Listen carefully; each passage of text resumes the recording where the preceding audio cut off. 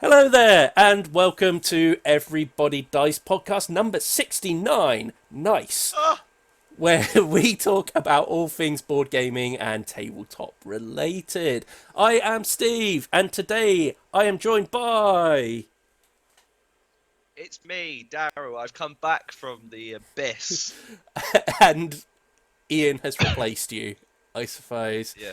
We Yeah, well, are. one man enters, one man leaves. That's how it works. It It's like seems to it's the be. reverse. It's not the same as the Thunderdome, but it's. It seems like we just can't hit that magic 3 number at the moment. But hey, Uh, hopefully soon. Anyway, Daryl, how the devil are you? It has been a while. I know. Hello, people. I'm not gonna lie. I'm broken. Um, there's not been as much hobbying as I would like, um, unfortunately. But yeah. How about you, Stephen? How I've how are you? I've been okay. I've also not done as much hobbying as I'd probably like to. Goddamn However, life. yeah, well, do you know what? I've had all the time to. It's everyone else. So, Yeah, yeah. guilty. So, yeah, I've been ready to play some board games for a long time now, but just it's been so hard to get people together recently. But Yeah, things just getting that way in at the moment. yeah, but I have still got a couple of things to talk about on this podcast. Always have a backup, Steve. Yeah. There's a couple of games to talk about. One I have talked about on the podcast before, but I've played a whole lot more of it. Got something new to talk about here, and you've brought along a couple of games that you've played as well for later on as well. In I fact, have. yeah, we'll get to those soon, but I feel like first of all we have to talk about a couple of news stories. I believe I want some tasty niblets of news.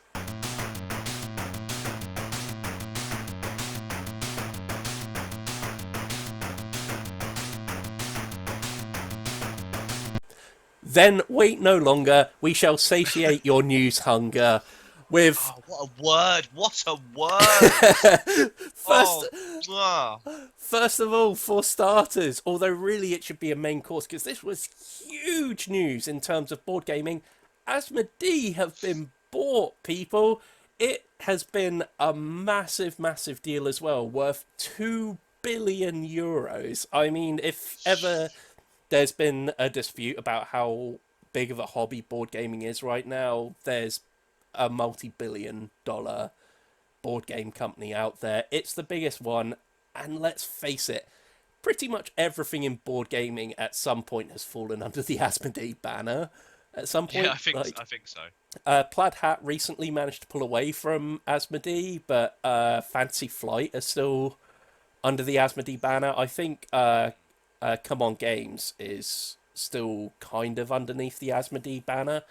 Um, it's essentially it's pretty much the Disney of board games, I would say. Oh, yeah. It's huge. It's ridiculous. Yeah, but I mean, it's been big enough that it's this sale has been handled by Goldman Sachs. Um, it's been sold to PAI Partners, who I don't really know very much about. Um, it's interesting because Asmodee, I think, was only originally sold a couple of years ago, I think, for about 1.2 billion euros. So I think it's seen a fair bit of growth, almost doubled in value since, and Yeah. has changed hands again. I'd like to think things don't change too much. Like, it's obviously a company that's making money at the moment, so leave things as they are. Because I call them the Disney of board games, but I don't think they're viewed in the same way that Disney are. You know, Disney are a very they come across as a very evil company, if I'm perfectly honest with you. Um, Ye yeah, I mean, th- the problem is with the Disney thing at the moment is they own Everything, like pretty much everything, and it gets to a point where, all right, for instance, just a sort of example, uh, a film came out, I think, sort of just about after lockdown, maybe during lockdown, called Free Guy with Ryan Reynolds in, right? Yeah. No concept at all that was related to Disney, and yet suddenly, within the last couple of weeks, it's appeared on Disney Plus, not in premiere, just immediately on there. So you're not even having to pay for it; it's just on there, which is crazy because it's suddenly now it comes apparent that Disney owned that as well. So like, yet again, there's another company they own which you didn't know about, and it's mad, absolutely mad. Yeah, but here we go. Back in 2018, Asmodee was bought for 1.2 billion euros from a different investment fund that had previously purchased Asmodee. Oh, at that point, they had been bought for 143 million euros, the purchase before. So it actually made a loss Yeah, man. before it's made a massive gain this time around and been sold on again. Yeah. So it's a company that changes hands quite a lot. Pretty much every major board game that you can think of, like all of the top ones, fall under the Asmodee banner in some sort. So Catan, Days of Wonder, who produced Ticket to Ride and Pandemic, Z-Man published Pandemic, they all fall under the Asmodee banner. It's actually quite difficult sometimes to kind of keep track of what exactly Asmodee is. It's such an Yeah. amalgam of different companies, and like I say, with Plaid Hat recently pulling out of Asmodee, it seems like there's a real coming and going of lots of other board gaming companies that work with them. I think Yeah. Asmodee, I think they've got studios like all over the world. I think they're a French company, but I'm pretty sure you've got like Asmodee US and stuff like that as well. Oh, okay. I'm pretty sure they do. I'm pretty sure they're a global company. They're kind of not just centralized to Europe, though. I think they do take a lot of American board games that don't have a publisher in this country, and they publish their games from here. Do they actually? You might know more about this. Actually, are they the ones that are publishing the Unmatched games for Europe? Sure, I think they were. Yeah, I think they were. Yeah, Um, I'm pretty sure they were. I was just reading there about. I didn't realize they'd also apparently uh, Plan B Games and its partner companies Pretzel Games. yeah, So like all the stuff we kind of love and enjoy, it comes under their banner, which is it's crazy, isn't it? When you don't really think about it. yeah. I mean, we never know whether there's going to be skeletons coming out of the closet or stuff like that later on down the line. But you know, like you have with Disney, like Yeah. I don't know. There was something like one of the things I find amazing is no one has ever officially died at Disneyland Park because they don't allow the doctors to pronounce them dead until they're off the site. Yeah, I mean, if you think about it, that is ridiculous, but it's a technicality that works for them It does, because yeah, they can always just say that. They can always claim the nope, no one has ever died at yeah. Disney, not It's one person. it's absolutely crazy. Like loads It's of people mental. have, but you always get this whole thing. Like you find a lot of the major companies, they're very, very protective of their self-image and will usually go out of their way to fix things. Haven't had that Yeah, with yeah, Asmodee yet. Hopefully that carries on because at the moment I don't think I ever hear anyone really complain about Asmodee, which is a good thing, and I think it yeah. speaks volumes about this hobby that is awesome. Apart from that, is there anything else you'd like to add to that at all? Do you wonder if their profits have increased due to lockdown? Yes, I think they probably have. I wouldn't be surprised if board gaming has seen an increase in popularity over lockdown, and I say that simply because if you've got households where you've got a group of housemates together, or you've got families that are living obviously in the same building, I think a lot of them Yeah, probably there's probably a good number of those households that turned to board games and probably discovered this whole massive world beyond Monopoly and Game of Life and stuff like that. You know, I wouldn't be I mean, surprised. I would definitely like to think that yeah, that you're probably right. More families have been, especially during the main lockdown where most people were kind of off furlough or Mm, furloughed or whatever. It probably was more of a bonding experience. I've spoken to quite a few people that have sort of suggested that they just pulled out. Okay, all right, Monopoly, Cluedo, whatever, but they've pulled it out and they've just kind of gone back to basics and gone. Do you know what? Let's just have a family game night. And I Yeah. wonder if then, because more people are at home, more people have been watching content like us, for instance, wink, um, or other less popular board game critics out there. Right. Uh, I wonder if maybe they've kind of they've seen there's other content like you say available, and they've potentially gone, oh, well, I wonder if okay, well, Ticket to Ride sounds interesting, or Carcassonne sounds interesting. So maybe they've, like you say, ordered a copy, and Yeah. then that's then suddenly become a new thing, and again and again and again and again, and then obviously if Asmodee own all of it, it makes sense that their profits would be up, which it's good. It's good. It's nice that to Yeah. see it that it's kind of booming still, even though all the problems of like shipping, reprinting, all that kind of stuff, still kind of going. I like that.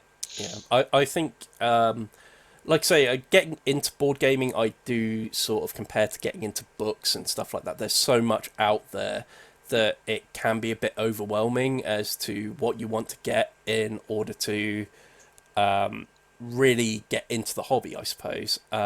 So there's been plenty of content out there for people to discover over lockdown. So yeah, if anyone has only discovered like modern board gaming as a hobby since lockdown, get in touch in the comments below. We'd like to hear from people like that, and where you did get your start. Like I started with Space Hulk, and very quickly discovered Zombicide, and then found Arkham Horror, and really just went from there.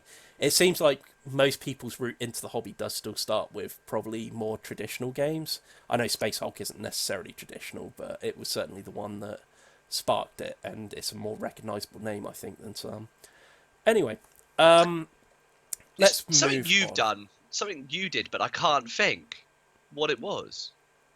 Something I did, Sure, it possibly was Bang. maybe. Oh well, a lot of this kind of like started from one of the game nights that Well, we've done, or something it like all that. did. I mean, up until that point, I think I'd only ever played. No, I feel like me and Ian would have started playing X-Wing first. You were already into Imperial Assault, I think, by the time you guys met me. Yeah, I think. so I think it's going to be Imperial Assault and X-Wing, possibly, Yeah. that got me into the sort of miniature side of things. I already had like Warhammer, but I never really played it that much. Well, But Imperial Assault isn't a miniatures game. That is a board game. Like you know, 100%, it's a board game. it's funny. I was looking at it. Yeah, it must have been yesterday. I've noticed in Toyman are doing a bring and buy sale, and I looked at it and went. I mean, ironically, I bought it at a bring and buy sale, Yeah. and it's had some good love. It's had like and I've got a lot of the expansions, but now I'm like, will I ever play that kind of game again? And I'm sort of starting to think, but I don't think I could because I think it's so early in the heart, I guess you could say. And Star Wars is always going to be there, and I feel like I don't know if I gave it not gave it away, if I sold it, would I be super upset and then later down the line going, do you know what, I could probably play it with the app. So, like that, like the core box set now is really hard to get hold of. So it's kind of one of those things, if you think about, of if I sell this now, I may never get it back again, No, or I I may know, have to spend a fortune to get it back. I know. I definitely have some board games that I would not say are amazing board games, but I've kept for the sentimental value of them. Yeah, I You think know. yeah. Anyway, shall we move on to our next story? Oh please, I have had a slightly good starter. I'd like a full-on main, even though I think we've done this reverse, and that was the main. And Yeah, I think it probably was because our main course, we don't have any dessert. We don't do that here, I'm afraid. oh, We're going to take a little chat about Moku Tower because we both independently found this of one another. it's good when And we both do it randomly separately. yeah, this is something that's available on Kickstarter right now, so I'll have it in the description down below. I don't know if it's active right now on Kickstarter or whether it Yes, might be done by the time no. that this goes out. I think it had a few more. I think it had a few more days, or at least possibly a week. Yeah, 23 days. Okay, that's cool. So that will still be there. So I will Absolutely, absolutely. I will definitely have the links to it down below, so please do go and check this out. Especially if you like dexterity games, which we are very fond of here on the podcast. We've talked Yes. about Men at Work before and how much we love that game. Oceania. Mega City Oceania, Yeah. another great game. We just generally tend to love dexterity games. Like, they're just silly fun that you don't really have to concentrate too hard on. You can just have a laugh with them. They seem to be, I want to say, more accessible. They can be quite an easy one to teach as well a lot of the times. But one of the most highly rated dexterity games is Junkart, and this bears a lot of similarities to that. I haven't played Junkart, but I do own Meeple Circus, which has a lot of similarities to this as well.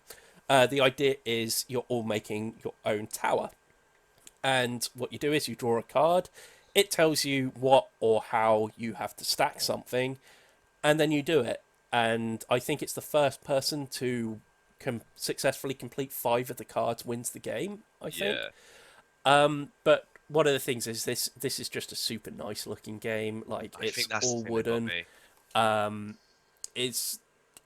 It's just in general just a real kind of zen game, I think. Yeah. That will infuriate you at times, I imagine, which isn't very So zen, but one of the things I think that got me was the fact that the wood is actually okay. So we're a big fan of like wooden based games again. So we went and opted for Sumo Gnomes, the wooden version, on the Big Tree dojo. You know, they're nice. They have a great feel to them. There's something nice about a natural product. So one of the things I found really interesting about this was it has 8 types of natural wood, and each one of them has a country of origin. And I love the fact that they've kind of gone for. I mean, I never thought I'd say this would be a first choice as a game description. Sorry, excuse me.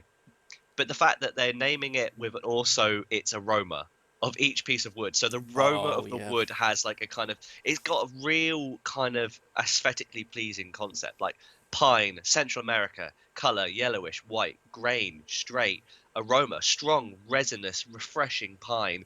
Like, just those things alone made me go, "Do you know what, this game genuinely looks like I might pay the import fees if there are any, because it sounds fantastic." Like I will say I think one of the key features of this game, which I quite like the look of, was the idea that the quicker that you manage to do your thing, so when you flip your cards and see what you have to do for your turn, the quicker you manage to do it, you then flip the sand timer up, and then the other person has that amount of time to do their bit. So the quicker you do yours, the less time your opponents have to do their bit, because obviously they only have as long as it took you to do your thing, basically. So that's a really neat little mechanic, a good way of basically getting the player to think, do I want to take my time and make sure I do this right, or do I want to try and rush it and potentially screw up? But hey, if I manage it, they've got no time to do theirs, you know? Because so often when we're playing these games, like, I know I do this especially, I will take ages just trying to make sure I place my little man on Men at Work down on a girder in the exact right way. And it feels like I would not have that luxury in this game, which is kind of a neat take on that. But yeah, I'm very interested in this. I like simple games. Like, you don't need lots of complicated rules in order to make a game very, very good. Sometimes it's the simplest ones that you get the most enjoyment out of. Hell, look at what has probably been our favourite game this year in Skull. There's almost no rules to that at all. Like, I mean, and it's great. It's fantastic fun, and I've got high hopes for this one as well, I think. So, the way I'm sort of, I guess one of the other things that was really nice, that kind of like about it, is the fact that they were also sort of suggesting that it actually doubles up as just a piece of home deco, which it does. The pictures they've got of it, where you've kind of created this I don't know, Rock Ken-esque like statue, and they've just left it on a shelf. But it looks so nice because it's on this like little piece of wood as its base, and then you've got little stackers on top, and it kind of just makes this little simple sculpture, which again you can almost picture a scenario, like a hypothetical scenario, where you've got that on display and people go, "Oh, what's that?" And you go, "Ah, well, it's actually a game." And then you can kind of go, "Well, here we go. We can have a little go at it." And then it kind of leads into this kind of 5 minute, 10 minute game of you kind of creating this little sort of artwork almost. Do you It's think just you would ever get to a point though where you would explain that and someone would say, "Oh, what's that? Oh, it's actually a game. Oh, really? It looks really interesting. Can we play it?" No, it is perfect as it is. I yeah, 100%. I am not I've moving my glued it. game. Yeah. I've glued it in place. If you want to Uh, play with rocks, go outside. Yeah, no. I think, yeah, I think equally it would be amazingly upsetting if you had it in a perfect position. It's almost like gravity defying, and then the dog knocks it over. You know, oh, it'd just be yeah. like, ah. um, it, yeah, I mean, it's super simple. It's super nice looking. They've hit a few stretch goals already. I think the last couple of ones that they were trying to get to were, I mean, I don't know if they're going to get there. They might do, to be fair. There's additional rocks, if they get to 40,000. And if the one I'm kind of, I mean, I like the hourglass. I don't care. The hourglass is still nice because it's an hourglass. You know, that's a really cool feature. Mm, The upgrade is so nice, though. It's just, it it looks is, yeah. so good, you know, and like, I I don't would know. I mean, describe it as classy. Like yeah, this is a super classy classy. game. Like in general, like if there's one thing you would say about something like Men at Work is it does still look like a toy. Same thing Yeah. for Junk Art where I've seen it. The same thing for Meeple Circus as well. This looks classy. It really does. It just looks super nice. Very adult. This is a game for Yeah. adults. Like With disposable income. yes. But anyway, I mean, yeah, it just looks good. I mean, the timings at the moment, I would say, are optimistic. However, potentially, they are suggesting that well, the campaign started in September, to be fair, and it's running over through in October. mm, It will finish in October. They'll get it in to production and manufacture in November, and it should ship in December. Now, we both know that that is ambitious. not, yeah, that's not gonna be the case probably. But however, you know, it could happen. I mean, they've got other Kickstarters they've done. They've done one that's very similar to this, with just the rocks, Mm, or the stone, the wooden rocks, if you will.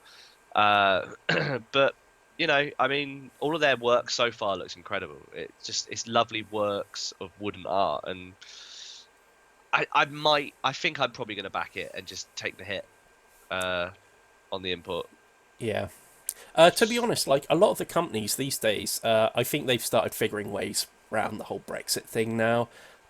Yeah, Like a lot of them are now promising cheap shipping to the UK now, for anyone in the yeah, UK that's worried about Kickstarters and stuff like that. It seems to have been figured out now. So which is good. It's good. yeah, it is. Anyway, moving on. Well, we're not in terms of news. We're moving We on don't get to any what dessert. we don't get any dessert. I'm afraid. We're. Do you know Steve what told you your from the start, no dessert. your dessert is what we've been playing.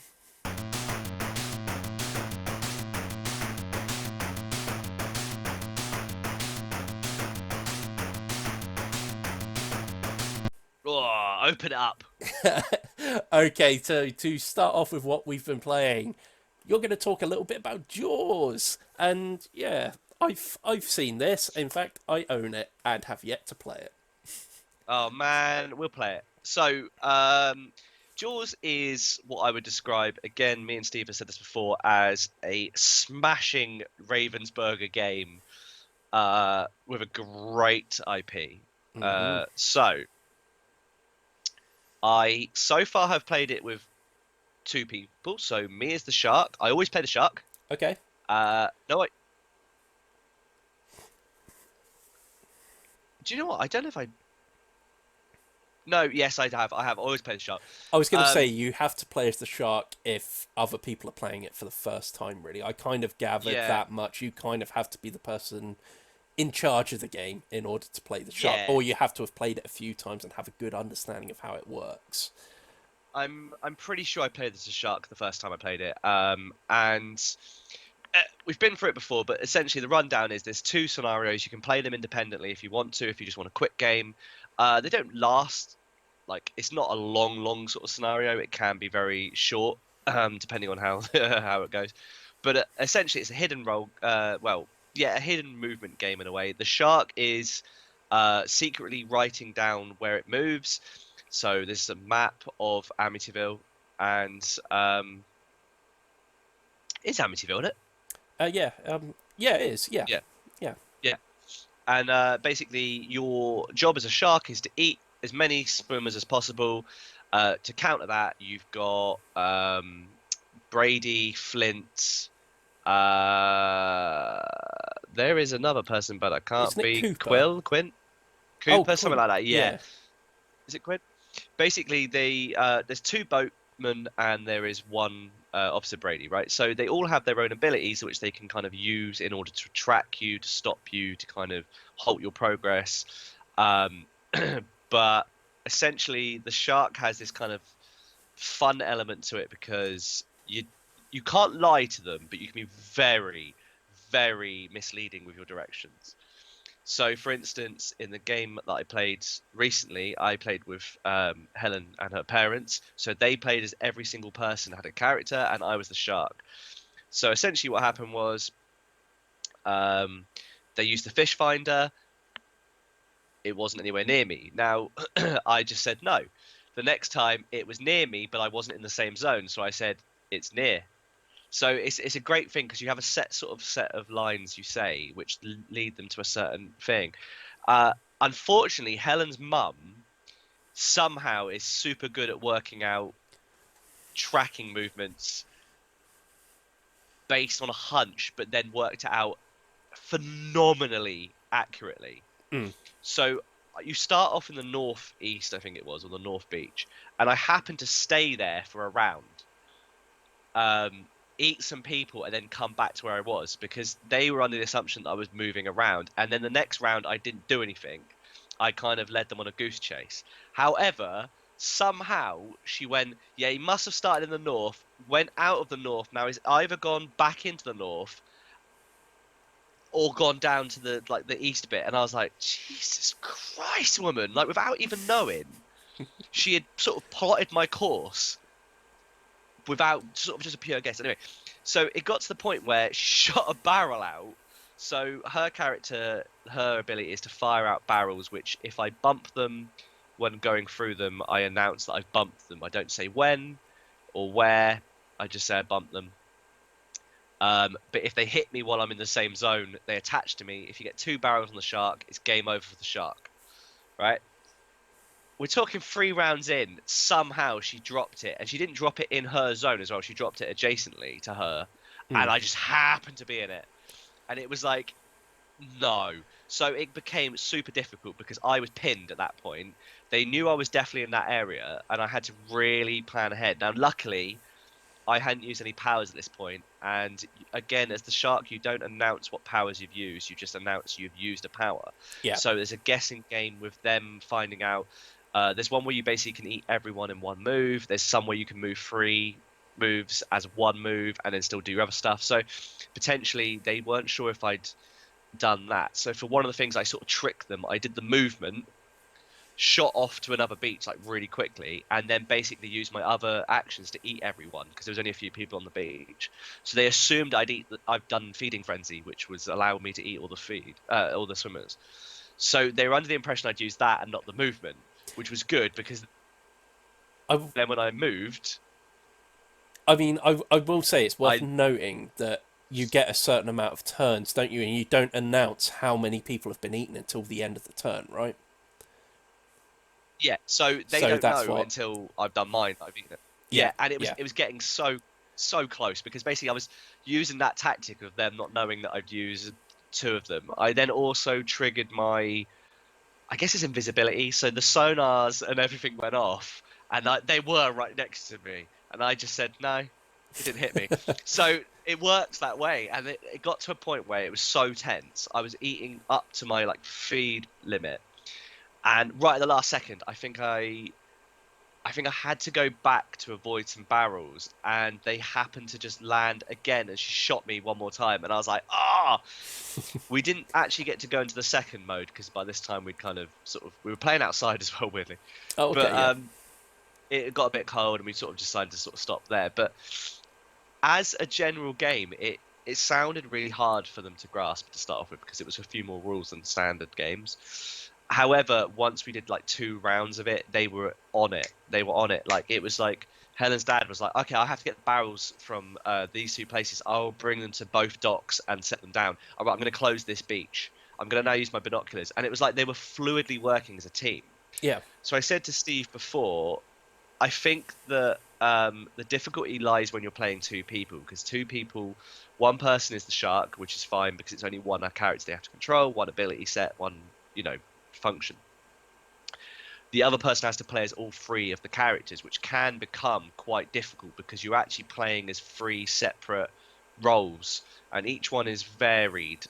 Some can. Two of the boat people can pick up swimmers and they can pick up barrels, but only one can fire, and only one can transport, and only one can move 2 spaces. So once you're sort of having to do that, I think it becomes more taxing. So that I honestly think this game works phenomenally well with a full team, like a full set of 4. One is a shark, 3 is the. And honestly, it was funny because Helen has said before that they, as a group, do not play games because they can't, But because they become argumentative, risk start systems. Like they can't. You do this, well, I'm doing this, but this, I've never seen them all work as a unit like that so well. The game brought out everything. Like it was, okay, you've not used your 4 moves. I tell you what, we've drawn this card. Why don't you use your extra movement this turn? Because this will allow you to get an extra bout. And they were genuinely scheming. And I was sat back. I wish I filmed it because it was such a. I guess it's like we have those experiences all the time where we play games and something just works and it's great and we all enjoy it and we go, do you know what? Let's play that again another time. This was like that. We all really enjoyed it. We sat down, they all worked as a team. I worked against them. I liked it. It was great. so Absolutely great. yeah, like I think it's the whole thing of when you're just playing as one of those roles, you can focus on playing that role to the best of your ability. As soon as you've 100%. got 3 roles to be able to that you're juggling, although yes, you can plan around all 3 of them, at the same time you lose focus possibly. I mean, it always happens in Yeah. board gaming where someone will take a turn of something, it will get to your turn and you'll go, "Oh, I had a plan, but I can't remember exactly what I was going to do now." It Yeah, exactly. happens. It happens from time to time, and if you're doing that with 3 different roles in mind, it's so much easier to get modelled up. Perhaps forget to do things and stuff like that. So yeah, it's cool that you've managed to play this with the full 4. Like, I bought Yeah, Jaws as a with the intent of playing it over Christmas with my family, of course. but Yeah. we just never got round to it, to be honest. I think I would definitely say try and give it a go this Christmas. Yeah, Like, it has. I mean, we've said this before. It's another one of those Ravensburger games, which it just works on so many levels. The mechanics work. It's very simple. The rules are a little heavy, as in the fact that everyone has abilities and they're set abilities. Um, but again, all characters have item cards which tell you what you can do, what they can possibly do. So you're never really. And again, like you say, the shark can help to a mm, certain extent. You're not gonna. I'm not giving away where I am, but the shark is almost the DM. So it is yes, kind of a case of, and I think that's a nice concept. Like you say, it does say experienced players play the shark, novices play the characters, and especially when it gets to like the second round where you're on that boat and it becomes, it's 2 games in one. That's the best part. It's 2 games in one. It's a cat and mouse at the start, and then it's a fight for survival in the second game. And I think that's what's so good about it. It has the potential again, like you can play one mode each time. You can play them consecutively, so it's a full story. You can go, oh, do you know what? Tonight I just feel like playing the shark versus us on a boat. And it's that very cool. I know when we first saw it, we were all very kind of. Oh, I know I was. I was very impressed with the look of it, and it holds up, man. Like the meeples, they're really cool. Like the cardboard's really cool. It's a great game. Price wise, fantastic. All right then. Well, let's move on from that final thing. Who would you recommend this to, Darryl? Do you know what? I started off by thinking it'd be fans of the actual Jaws film, sorry, and I would say I recommend it to everyone. Oh Now wow. Okay. that sounds really weird because obviously having some background of Jaws would be helpful because it is Jaws. But I would say it definitely falls under a gateway game. It definitely has the smaller rule sets, it has the replay value of it, and it has that kind of way of easing in new players with the older, like the more experienced players to be playing other characters. Mhm. So I would say it's definitely more. It goes from beginner to intermediate, I guess. So it's that kind of bracket. So pretty much everyone that's looking for a game that's a bit more exciting, I guess, a bit more interesting, a little bit more different than the norm. Yeah, I would go everyone. Okay, that's cool. Right Yeah, then. Um, we'll move on then. Um, this one, oh god, I'm not looking forward to talking about this. let's go. Ashes Reborn. I've given this a go. Because probably our least well received review was of Sorcerer, Right. which kind of tried to mimic the collectible card game in a board game kind of thing. And Ashes Reborn is another one that's kind of trying to do the same. It kind of acts almost like a living card game, which I imagine the only reason they don't call that is that Fantasy Flight own the copyright on that term. So Yeah. I would classify this as a living card game, but it's very much in the school of a Magic the Gathering kind of game where two heroes are fighting one another. You're summoning using cards, units onto the battlefield, and then you've got a spell book as well that you've got spells that you can use over and over and over again. And generally, both of you have a character, and it's the first person to whittle the other person down to 0 life wins. Um, so yeah, like I said, Sorcerer was the game that probably we got the most negative reaction from because we really didn't like it. Uh, Within there, I know we had a couple of people say, "Oh, try Ashes: Rise of the Phoenix Spawn," but at the time, it was a dead game. It's been relaunched. That's what we have here, Ashes Reborn. So they've kicked this off again from the beginning. This acts exactly the same way as the original core box set, and I've decided these games just aren't for me. Um, uh, yeah, I couldn't get into it. I really couldn't. Like I say, it has a very Magic the Gathering feel to it, in that you start off with your hand of cards, you have to set out your battlefield, and unlike Magic, rather than having throwaway spells that you use and then they're gone into your discard pile, instead you can arrange a spell book and you can pay the costs to be able to cast them at will once they're in your spell book, basically, which is quite cool. Another thing that's really neat about this as well is you get to pick the first 5 cards that are in your hand. You're not allowed to take any doubles of cards, but you're allowed to choose your starting hand and then shuffle the rest of your deck. So you can kind of prepare yourself for everything. But then it very Yeah. much operates like Magic. You basically have dice that you roll at the beginning of the round. They count as your resources for the round, so that kind of replaces the land if you're comparing this to Magic. So rather than having cards in a deck that are going to give you more and more magic power to be able to summon things, instead you're rolling dice and you're assigning them in ways to the cards and spending the costs that way. Um, so then on your turn, like I say, you can either play a card, you can attack with whatever units you want, and then your opponent reveals cards which are going to block the cards that are being sent to attack, and then any damage that doesn't go blocked hits your Phoenix Spawn and you lose life towards the end of the game. That's really the gist of this game, and it kind of goes as a backwards and forwards duel until the end of it, except you don't. like another difference you have between this and something like Magic as well is rather than going round for round for round for round, one round Mm. comprises of you going backwards and forwards with your opponent doing one thing until both of you say, right, I'm going to pass for the round, and then it goes into the second round and you draw new cards and stuff. Um, so, like I say, there's a lot of positive things here that I have used what's pretty cool about this a couple of times whilst I'm explaining this. Yeah. So why don't I like it? Um, Generally, I've been finding I have less and less interest in these games in general, where you're playing one guy that's trying to take down another guy. Yeah. That's and you're having a backwards and forwards battle between them. I think I've very much been spoilt by Netrunner, which instead was an asymmetrical game where you have one person playing as a corporation, one person playing as a hacker, and that system is just so much like I I I feel that's so much better than these one-on-one battles style card games. Um, so that might be one thing that I'm just spoilt at this point.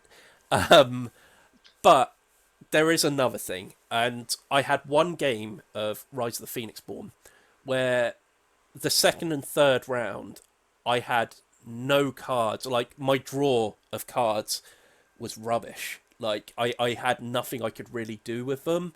Yeah. It was, I will say, it was coupled with the fact that I didn't really understand the deck, and my starting hand at first five that I'd chosen wasn't the best. So I will temper it with that. But this is something that I still think could happen in the game. So you have your five cards. Oh god, there's not really anything that's really going to help me out very much here. Um, I'll just have to make do kind of thing. So I go through 2 rounds of not really being able to do too much that's very effective. The next round after that, I get a brilliant hand of cards. I roll my dice and I roll all basics, which basic is basically your dice have 3 different levels to them. You've got your basic, then you've kind of got a middle kind of power range, and then you've got a full power range, and you need these faces in order to be able to pay for stuff. Um, and it's that doubling up thing of luck that I don't like at all.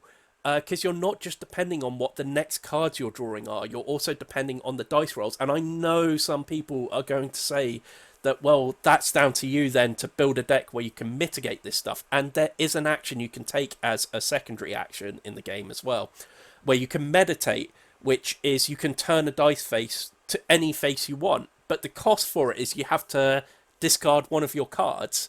So Jesus. you can Okay. kind of see the problem that happened in this game of Yeah. all Yeah. of a sudden I have the hand of cards that's perfect for me, and I'm having to discard them now in order to change the dice faces in order to at least let me use some of them. And that is frustrating to no end at all. And another thing about the game as well is it can be over after 1 round. Um, Uh, it's very possible for if one person doesn't really know what they're doing, doesn't pick a good starting hand of cards that doesn't allow them to summon stuff onto the field, and by the end of the round, one of the guys has got 5 units all on the field. Some of them have been boosted by other magic effects as well, and the other person yeah. stood Yeah. there with nothing in front of them, and then the guy just goes attack, and it just does 16 damage and just completely wipes out the opponent's Phoenix Born. It's something that can happen. It can be very punishing for someone who doesn't know what they're doing, but Yeah. Yeah. that might be the appeal for some people. So I'm not gonna sit here at the end of this and say I don't recommend this game, because Mm. personally, if a lot of your like gaming opinions and stuff like that do chime with mine, and you've heard me say I like this game, I dislike this game, and you find yourself agreeing quite a lot, I would say give Ashes Rise of the Phoenix Born a miss.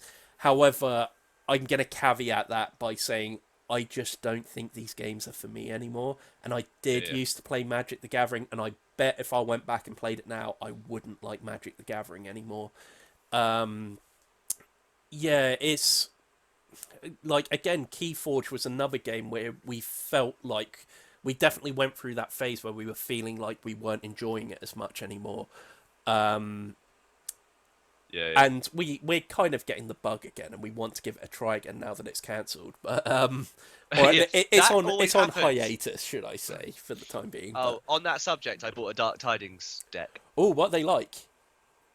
I haven't had a look at it properly. I happen to just be, like I said, I popped in the toilet. The only one like you can get is the deluxe deck. So I've got yet again, I've got more of the tokens, which is fine. But Sure. it was the only way to get a deck essentially because I just wanted one. I think Dark Tidings is one of the harder ones to get hold of. Yeah. And I still want to try and get the mass mutation one where they have like two cards that kind of, um, it looked cool. I can't remember, it had a really unique name, as per, but I just wanted, I think because we were talking about it and we found out that it'd been sort of semi-cancelled, Yeah. for lack of a better word. I think we both kind of agreed that we were just sort of like, do you know what, man? Like that game was good. Like it still was good. Yeah. Um, Even when it comes back, it'd be fine. But we kind of went, do you know what? We should buy some decks. Yeah. Just buy Yeah. some random decks, and let's just like we'll meet up and play at some point. I think some of the appeal of Keyforge that this doesn't have is sometimes Keyforge feels like a bit of a science experiment. It's kind of, okay, I have this Yeah. deck and I have to figure out how it works now. I can't do anything to the deck, I can't change it. I just have to figure out how this deck Yeah, works yeah, and yeah. how to get the best out of it. And there's something kind of appealing about that that I kind of like. Oh, 100%. Yeah. I think I know. Uh, Ian obviously disliked it purely based on the fact that it is stuck to a deck that he cannot adjust and do anything. But and obviously there is that issue where we've decided that some decks are better than others, so it could be a potential that you would have a deck that is just trash. Mm. Um, and I know we've spoke to people before, and one of them, I think, can't remember who it was, said that they just pick one deck and just fight with it the whole time until that's it. So maybe that's the thing. I mean, maybe we're spoilt because we bought like, oh, I don't know. I think I have maybe like 10 decks of the Yeah. original one. I don't know how many you got, but like, I know at one point we were almost buying a booster box. I remember seeing it Mm. for sale, and I think we both went, "Should we buy it?" Oh, I definitely bought at least one booster box. I Oh, did definitely you? did. Yeah, yeah. I know. Nice. I'm certain I did, or I bought an awful lot of them anyway. There But was that one we were trying to look for, weren't we? We were trying to get. I mean, again, you never knew you couldn't. People had said there was a variant that you could get where it was the. I can't remember the animal. It was a creature that was boosted by the smaller creatures. Do you remember that one? yeah, I do seem to remember it. Yeah. And like it literally, there were certain decks that had 3 or 4 of those cards, and it worked as a machine of just pouring out damage. Once the Summon Queen was there, the underlings kind of boosted the power, and it became like a ridiculous machine of just smash, smash, smash, smash. But Mm. I don't know. But anyway, like Rise of the Phoenix Born, I promise you, I wanted to like this. I was incredibly excited to finally get it because I'd heard so much about it, and it just did not tick with me at all. So yeah, sorry about that, guys. Anyway, moving on. Darryl, tell me about Zilch. And I know that picture there isn't the front cover of Zilch, but I could not find the front cover of that anywhere that I was looking on the internet. But I am informed that that is the components from the game, right? So yes, Okay, Zilch cool, cool. is a interesting game. So as you can see, it is a set. Come on, man, do it, do it. Oh, hold on. You and your backgrounds. There you There we go. go. As you can see, that's much better improvement on my face actually. It is a tiny little deck box essentially. Now, what is really nice about this game is there is a magician that I like. Okay, called DMC, or his full name is Drummond Money Coots. Right, that's Okay. his actual name. Uh, Basically, during lockdown, he was developing a game to kind of combat the whole kind of concept of boredom and stuff. And Zilch was was that game. As you can see on the picture that Stephen has quite lovely put up, the cards themselves are essentially just giant letters. So essentially, what it is you just have certain letters. They're made up of more popular. Um, That's funny. Turn the wrong one upside down. They're made up of more standard letters that you would find. There's less of, say, the more harder to spell ones like X, Y, and Z and stuff like that. Sorry, X and Z and stuff like that. Basically, the concept is you draw 8 cards. It doesn't matter who's drawing them. Everyone's involved. And essentially, it's the fastest person to call out a word. So when you call out that word, you win the cards that are down there, and then basically at the end of the game, it's the person that has the most cards. Okay. If you can't find a word, which happens a few times, the concept is you shout out. The first person to shout out is Zilch, and then you wait. And if someone can make a word out of any of them, you kind of have to acknowledge the fact that you were an idiot and you called Zilch when everyone else has kind of gone, oh, there's a 5-letter word there, or a 4-letter word. And they basically win all the cards. Otherwise, you win all the cards as a Zilch kind of call out. It was sold as a game that was somewhere between Scrabble and Bananagrams, apparently. So it's not something we would normally play as such. I, however, am a massive sucker for this guy's work and will buy everything he does. Right. I will not show you the wall I have, but it's one of those. No, that's the other wall. Yeah, basically, I've got a lot of his playing cards. So I was like, you know what? I'll give the game a go. It's a cheap game. It was like 15 quid, I think.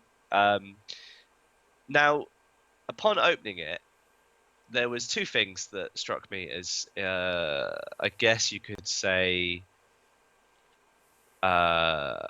exquisite in a way. Okay. The way the box itself sits on top of the actual kind of set. I've got to admit, I always like it when you get games with stuff like that. Yeah, it's very nice, right? The instructions are just a tiny little set of instructions. It's super simple to pick up because it is literally just 3 or 4 things. There is a kind of level scaling for being able to play adults versus children. So there's not a kind of exclusion zone. Basically, what it does is it lowers the word count for children and highes the word count for adults. So, for instance, a child might have to only guess a 4-letter word, whereas an adult might have to guess a 5th or 6th-letter word. Now, this kind of balances it quite nicely, actually, in a way, because it does work in your favor, because obviously, as an adult, you should have a higher vocabulary than a 5-year-old. However, probably not. They're coming out of crazy words these days. I just don't understand. But basically, yeah, it kind of level scales it in a way that's very simple. It doesn't matter. There's alternative versions you can play, so you can make it harder. So you're trying to guess 8-letter words, 6-letter words. So you can always kind of go to different levels. Now, the thing that is difficult to describe on here, is difficult to show you, but it's more of a feel in a way, is the card quality is unbelievable. Absolutely unbelievable. It's basically because it's made essentially from playing cards that are magicians playing cards. They print on a very high quality. Well, a lot of them do. So there's different types of gradings, which is kind of weird when you think about it. But you know, like how you would describe Yu-Gi-Oh cards as opposed to, say, like Pokemon card quality and texture and feel. Yes. Yeah. But then you would also say, do you remember those like what was the one you had that was like kind of a plastic type card? Oh man. Oh god. And What it was just it upped the level. called? Do you know the game I'm talking about? Yeah, I know the one. Oh Yeah. Jesus. That name of it has just escaped me. But they were a quality that was unbelievable because it was more of a plastic texture and you had a softer touch to them. Force of Will. Force of Will. It that was was called. So the thing that strikes me is these cards are just so smooth. It sounds really stupid, but they are. The sides of them glide. The tops of them are smooth. The side faces of them are smooth. Everything about them is just quality. It's unbelievable because, again, it's probably printed on the same cut of card that he uses for his actual playing deck cards, which are incredibly hard resistant cards. You just know that this game isn't going to be one of those games where the ends start kind of, like the Cards Against Humanity cards after a while start losing the black edges a little bit. They get sort of, and after a while Pokemon cards bend. You're just not going to get it with these because the quality is there. The game itself is super quick and super fun. I mean, me and Helen played it one night.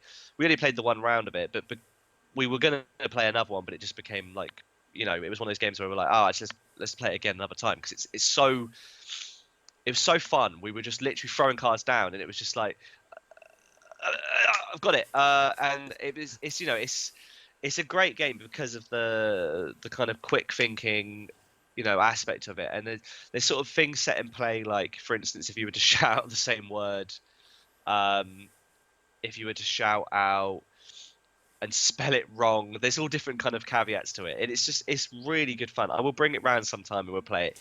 It's Yeah, just a simple definitely. game, like I say. It's not For me, it was one of those games where it was just an easy game to play. It's not a case of it's probably ever going to be anywhere near like Letter Jam or Code Words or any of those kind of um, Decrypto, any of those kind of word games. It's not going to be up there in that term. This sits very firmly in more of a family card game. But because I had so much fun playing it, I feel like sometimes, I think we were talking about this a day weirdly at work. We were saying about how like there are quite a few people that still kind of enjoy I don't want to say the basic value games, but like the kind of Monopolies, your Cluedos, Game of Life, all that kind of stuff. There is Idiots. quite a well, yeah, okay, all right. Well, let's describe them as lame people, right? And Sure. I use that word is the same way a magician calls a person that doesn't understand magic lame. Doesn't mean they are. It just means they don't understand the craft. Sure. Whereas because we've kind of got to a point where we understand more complexities of games, there's different qualities out there, like do not pass go, do not get £200. It's not the same as having a character based game or a miniature game or any kind of card game or anything like that we've played that has 10 more pages of rules, but they add up to having more fun. Yeah. And I think this kind of, for me, is that weird kind of concept because it's not a game I would normally play. Like I wouldn't go and play Scrabble. Okay. Sure. Yeah. Do you know what I mean? I would, if I was going to pick a word game, it would be Letter Jam or Codenames or any of those kind of games where you're having more fun with it because it's got a varied way of playing it, especially Letter Jam, 100% Letter Jam every time. Yeah. Or even that Trap Words game. That game was Trap fun. words is great. Yeah. You know, Really it, good fun, it that one. it's still a game with words. It's still a game about making words, but it's got that extra level that's not Scrabble. You're just trying to get points. You're actually trying to beat the boss or avoid the traps or guess your opponent's words or guess your person to your left or right's word, which is clearly a word that is 5 letters, has a P, an E, an N, an IS in it, but turns out it's sniper and not and is not the other word, and you immediately wait for them to go, oh, it's obviously that word. And you go, no, you dirty bird, it's sniper. What's wrong with you? And you're like, ah, so funny, so funny. So I think that's the problem. It's because, for me, this is a weird one because it doesn't tick the normal board games we would play, but it fits nicely as a kind of uh, quick, easy, fun to play game that actually quality is incredible. Though you can't. It's not like you've gone and bought a game that you go, it's like paper, I barely think. holds. I think the thing is what I would say is this goes back to the point that we made earlier in the podcast of a good game does not have to be complex. A good No, game can be no. simple, and just because I'll speak on behalf of me here, I won't drag you into it as well. How dare you? Cluedo, Monopoly, Game of Life, all of that, even Cluedo, which I've said is one of the more passable of those games. They're not good. They're not good games. And the thing is, it's not that. Oh, I prefer a much classier kind of game or something like that. Some of Stop. the games, yeah, some of the games that we play are simpler than those games. It's just that like a lot of the mechanics in those games just are almost designed for the person that's luckiest to win, and Yeah, yeah. there are better games out there that are very much luck driven that aren't as aren't as much of a commitment as a 6 hour game of Monopoly, where you know who's won after the first half hour, but you've got to see out those other 5.5 hours of the game, it's Yeah. it's kind of like that. If someone was to ever use the argument of, well, just because I don't like games that are this complex or something like that. I say, dude, that's not it. That's not it. What you're playing is just a badly designed game. I, like, f- I think I got so a little while back there was a Monopoly offer on. I don't know if you were here for this. okay. You may have been. You may have been before you joined. But basically, there was a weird Monopoly promo Oh, where I you know the had story. Yeah, yeah yeah, you just had to bring in like a $50 Monopoly card money. You just had to bring in Monopoly money. Bring in the old Monopoly money, and they would then give you the free. I think it was like 20 quid at the time. Card version of Monopolies where you use credit cards. yeah, Got one. That's the last time I played Monopoly. And you would think that because there's no money-based things, it's using cards and stuff like that, it would add a element to the game that would make it more interesting and more fun. However, it turns out the game really, really, really annoyed me.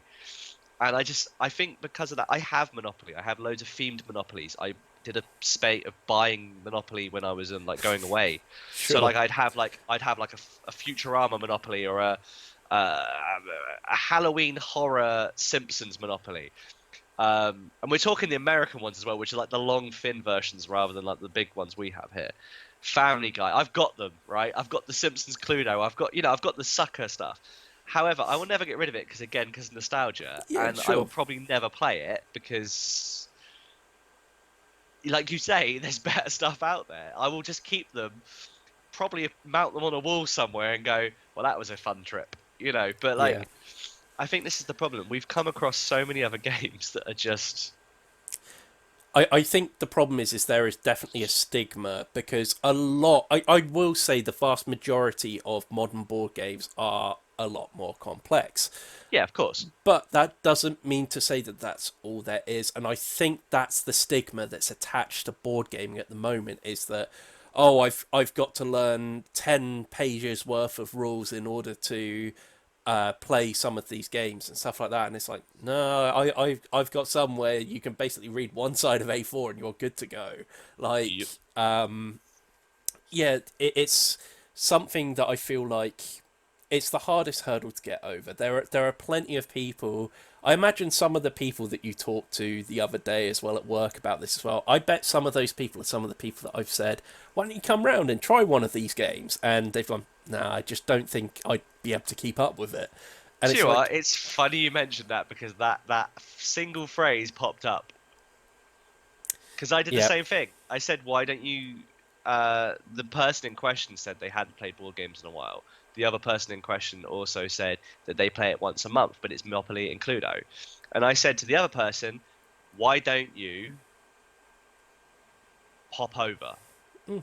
I know I don't make a regular appearance at the moment currently, but it doesn't mean that this person knows you, you know them. It's not like it's a randomer. I said, why don't yeah, you pop over and play games? And it was like, no, because it's Monopoly and Cluedo. That's the problem. It's, and yet when we had that random day you did it that night, yeah. and it was a work one, and everyone popped over, and it was like uh, again, bang. It was all that kind of stuff. It went down a treat, man. That Oh stuff yeah, went down a treat. All right, yeah, sure, it had a few more rules, but again, they weren't anything harder than Monopoly. yeah, yeah, Do you know what definitely. I mean? Like, and I think this is the problem. I think there is definitely, like you say, people are fearful almost. I mean, I want to bring more people into this hobby, or at least even if they don't want to treat it as a hobby, just something to do every so often. The more Yes, of people I course. can get playing these things, the better. Yeah, It's the reason why we do these podcasts and stuff like that. I would love to hear from people that go, "Oh man, I really like the sound of the thing you talked about." But anyway, at this point, I feel like we should move on to the last thing because I could be talking about it for some time. oh, Do you I'll have go and get. closing thoughts on Zilch before we move on? Yes, I would say definitely if you get a chance, pick it up if you are into the word games categories. It's definitely worth it if you are in the category of dipping your toes into different games that aren't necessarily um, too too much like what we've talked about. This kind of game I would recommend if it's do you know what? I'm going to start a new category. Yeah. I'm going to call it Waterstones games. Sure. Yeah. Because Waterstones has what I would describe as a selection of majority Ravensburger stuff, but it has the stuff that I would say doesn't really fit your standard board games, but has the board games that allow you to kind of. Am I still? Can you hear me? I can still hear you. Yeah. You've Okay. frozen. Your What camera's a gone. pose! But What a pose! But yeah, I think it's definitely one of those ones where you would 100% say go to Waterstones, you pick it up, they'd have something random, and you just go, oh, that's really good. I'll grab that. And you know, it's becoming that more accessible, and I think that's where this fits. It's definitely one of those ones you could see next to your like mini bananagram sets and stuff like that. I think it's just not mainstream enough. You probably will start seeing it, but yeah. Sure. Okay. um, Right. So to finish things off on this podcast, I look so intense. I'm going to talk a bit about core space because I've spent the last week and a half, maybe, just playing it single player, and I've become so absorbed in it. I'm gonna start by talking about my negative about the game because after that, it is all positive. Um, the negative is it works as a solo game. Playing it with other people starts becoming a little more problematic. You see, Core Space is somewhere between a miniatures game and a board game. So you set everything up, and then it has quite simplified rules compared to a lot of other miniatures games, but it has very flexible rules, which is very, very cool. But the idea is it has got scenery. You go in, you do the mission, you get out. The problem is that it takes an awful long time to set it up. A long, long time to set it up. And then the mission sometimes will only take 20 minutes and then you're done. And that can cause some problems because sometimes setup outweighs the actual game itself. Like, in terms of time, it outweighs the game itself. So if you're ever going to play this, especially if you're going to play it with other people, make a day of it. Like, talk to some people, say, right, we have this day free, and then set up the first mission before they get round, and then you'll probably have time to run through a few missions and get through it. That's my negative out the way. The rest of this game is freaking awesome. Like I said, it has such a flexible rule set to it. So you've got a core set of rules which like define your movement, how you shoot, how you say do melee combat and stuff like that, just like any other miniatures game. There's a real focus on this game of searching crates to find weapons. So there's this really cool thing of how am I going to enter this mission? Like you're very limited with storage space. Even if you carry all small weapons, you only have space for 4 things in your inventory, and that's it. So you're left with this whole thing of, do I take a gun, a close combat weapon, and a med kit? Oh, but then I'm only going to be able to pick up one thing from the mission because there's this whole thing of your ship is crumbling because the traders in this game. The idea is the ships they use are very old, so they're falling apart. So you're having to constantly maintain them. So if you don't make enough money in a mission, then your ship, you're not going to be able to afford to repair it. So it's going to fall into disrepair. So you might sacrifice a close combat weapon and a med kit or something because you figure to yourself, do you know what? If I search a few crates, I'll probably find a close combat weapon and maybe a med kit or something like that in there as well. So you're kind of starting to take a few chances on what exactly you're going in there to going in there with the promise of possibly finding something you're going to be able to use in there. That's a really cool element to this. But like I say, the flexibility of the rules, it actually states in there that if there's not a rule for something, agree on it as a group and then you can do it. So the example they give in the book is, what if I've just searched this crate and there's nothing in it, but I'm under heavy fire? Can I pick up the lid to the crate and use it as a shield? And you might say, okay, well, you need to have at least one space free in your inventory in order to do it. And say you have to select one weapon and you can't switch to the other one until you've thrown down the lid to it. But Like, there are rules for throwing things as well. So you could quite easily, like I say, use those rules to be able to pick up and use it as a shield to give yourself at least 80% cover when people are shooting on you to reduce the amount of hits you're going to take. And then you decide at the end of it, right, now I want to throw the lid at something, and there's rules for that as well. So it really gives you that. You can play it in a number of ways. It's intended to be that every player around the table takes in a crew, usually made up of about 4 people. And the idea is you're playing it kind of semi-cooperatively. You're competing for the primary goal on the level and also for the stuff on the level. But you have the Purge, which are the big bad in the game, and they're encroaching on the battlefield. And if you let things get out of hand, there's just no one's going to survive. So you kind of have to maintain a certain level of decorum with your fellow players. However, if someone, say, has picked up something that you really want, I might just pop a bullet in them and just take what they picked up for That myself. sounds great. There is that whole kind of thing. But then there's other things in the game as well, where if you're playing in this competitive fashion, usually where you land on the map, you place your ship. And normally you can't you can't exit through other players' ships if you're wanting to evacuate the planet quick. Because another thing about the game as well is if you're finding it's too hard for you and you're going to die if you don't get out of there, you can genuinely complete the mission by just retreating back to your ship and screwing the objective. That is a genuine way to be able to end a mission.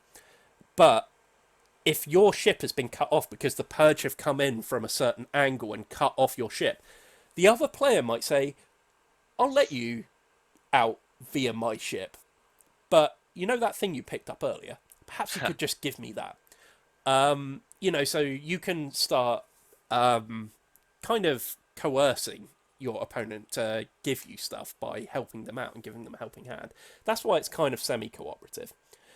But it also gives you the option of playing the game in a lot of different ways. It actually says you can play as a single character and play it as a cooperative crew, basically. So everyone takes one character in the crew and play individually as them.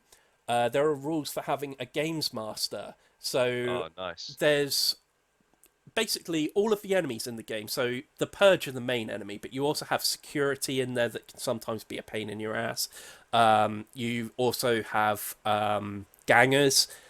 And you also occasionally have bounty hunters that have only just been added into the game that are very, very cool. And I really like the bounty hunters. I've managed to get a pack of them.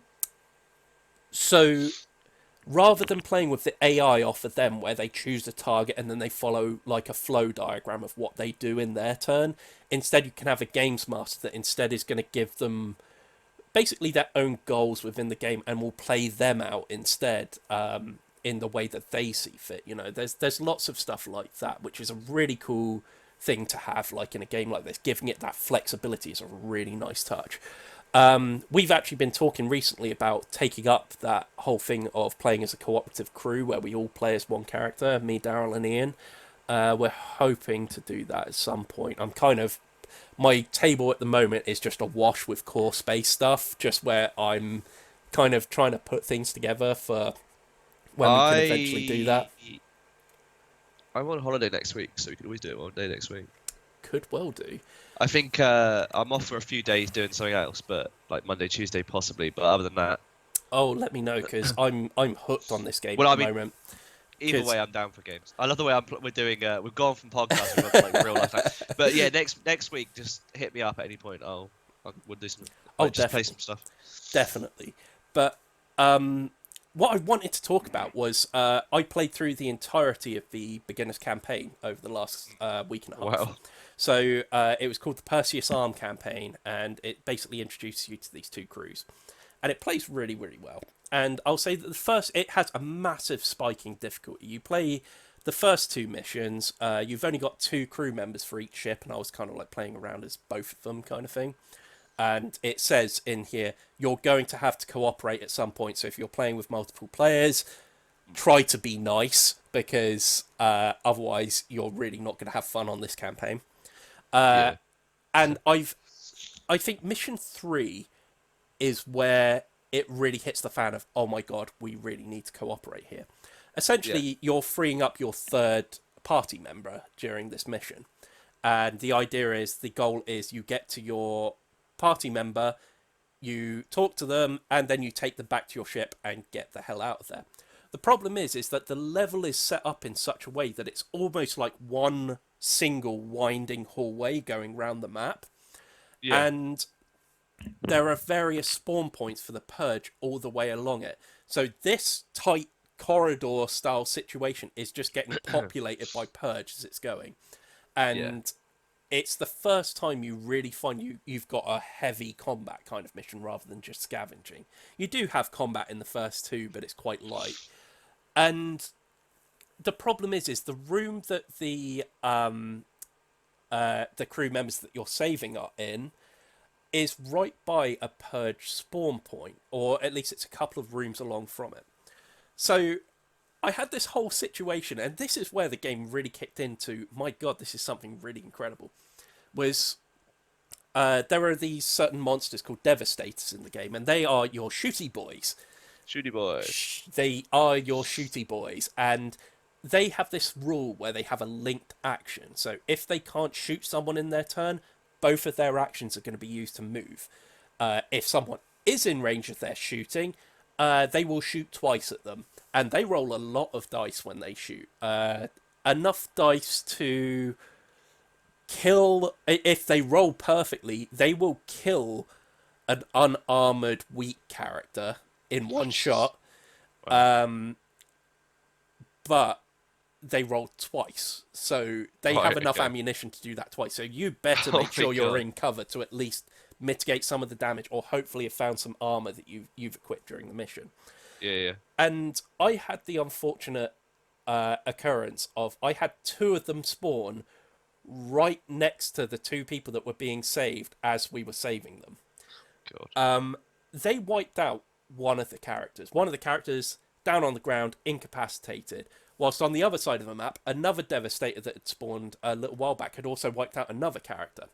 So the problem is it has these things that are a little bit, they'll sound familiar to you from like battle companies and stuff like that. If you Yeah, yeah. you can leave them behind and just go back to your ship, go and try and find another way of saving them. You can roll on a table to see what exactly happens to Yeah, them, yeah, yeah, yeah. or you can launch a rescue mission and go back into the map with the hostility level as it is, but fully healed, and you try to save them, kind of thing. So you have a couple of options. So you could leave them behind, or you could drag them back to your ship by the leg. There are rules for moving onto the space with them and dragging their injured, prone body back to your ship if you don't have a medikit or something like that. Because it turns out I had no medikits during this mission as well, because I did the whole thing of maybe I'll pick up a medkit along the way if I need it, and I didn't. And just had this whole thing of using both the crews to lay down suppressing fire in order to keep people away from this one person that was dragged back to the ship. And so it really felt like a real cinematic sort of thing of Yeah, this, yeah. them desperately trying to drag this person back whilst picking up the other person along the way.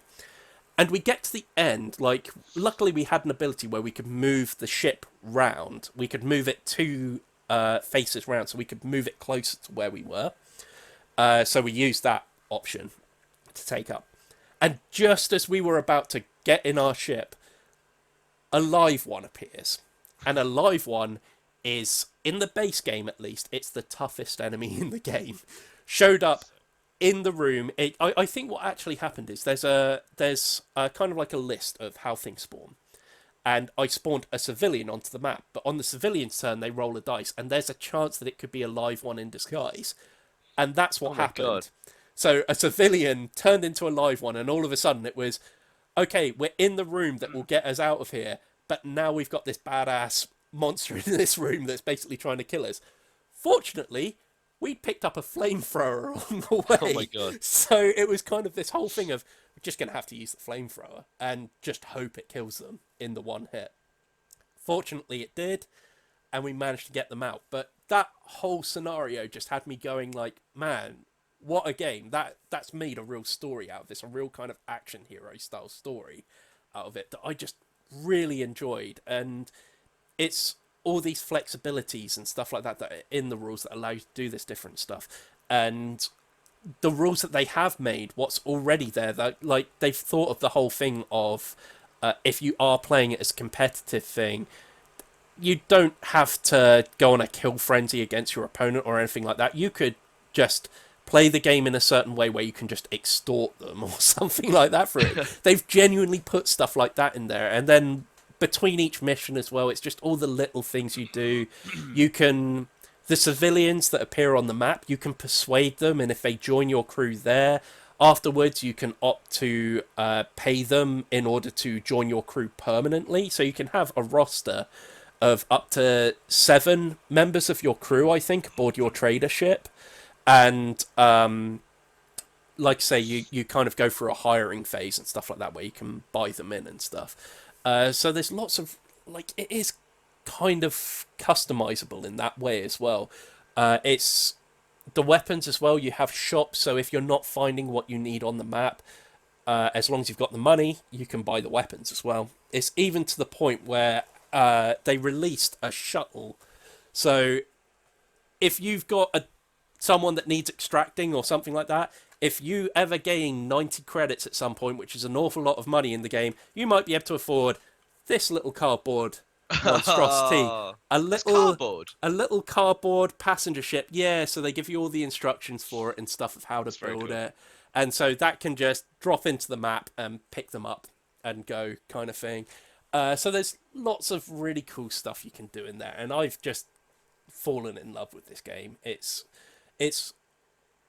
one that I don't see talked about enough. And in fact, they've just... I think the Kickstarter's over and they're kind of shipping Core Space Firstborn soon.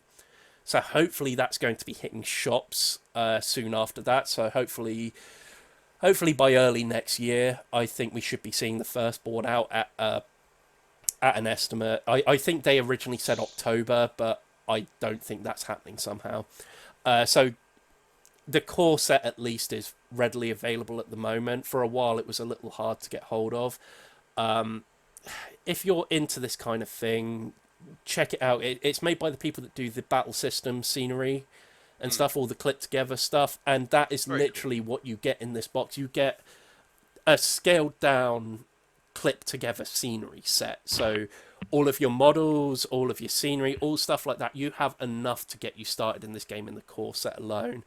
And then there's all sorts of expansions for it as well. Like I said, they recently they actually had 2 sets that they had to bring out of print recently, Rogue Purge and Shift Change at Megacorp.